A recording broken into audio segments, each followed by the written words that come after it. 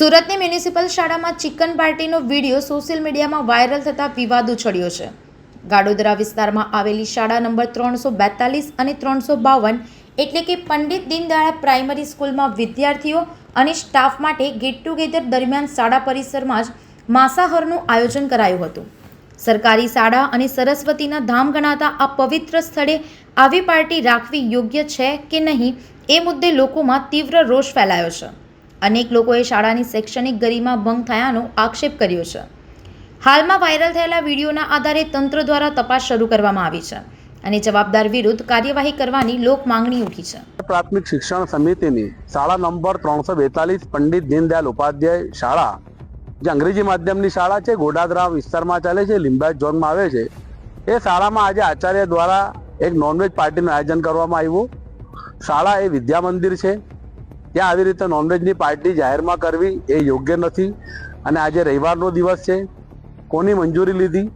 ભારતીય જનતા પાર્ટીના શાસકો જે એમના કયાગારા કર્મચારીઓ હોય છે કે એમની ચમચાગીરી કરનારા કર્મચારીઓ હોય છે, હંમેશા એમને છાવરતા હોય છે અને એમના કરતૂતો પર સીધા આશીર્વાદ ધરાવતા હોય છે.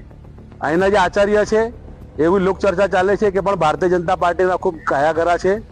અને દુઃખ એ વાતનો છે કે આજે આ જ્યારે પાર્ટી જાહેર થઈ, મીડિયામાં જ્યારે ચર્ચાના એરંડે ચડી, તે સમયે નગર પ્રાથમિક શિક્ષણ સમિતિના ભારતીય જનતા પાર્ટીના એક સભ્ય એને બચાવવા માટે અને છાવરવા માટે જાહેરમાં હવાતિયા મારતા હતા. ત્યાંના ચૂંટાયેલા ભારતીય જનતા પાર્ટીના જે નેતાઓ છે એને બચાવવા માટે છાવરતા હતા. આજે અત્યારે આરએસએસ 2025ની અંદર પોતાનું 100મું વર્ષ ઉજવી રહી છે. પંડિત દીનદયાળ ઉપાધ્યાય શાળાનું નામ હોય અને ગોડાદરા વિસ્તારમાં અસંખ્ય આરએસએસના કાર્યકર્તાઓ છે, ઘણી શાખાઓ ચાલે છે. એ પણ આ શાળાની અંદર આવા કરતૂતો સામે ધૂતરાષ્ટ્ર બનીને બેઠા છે.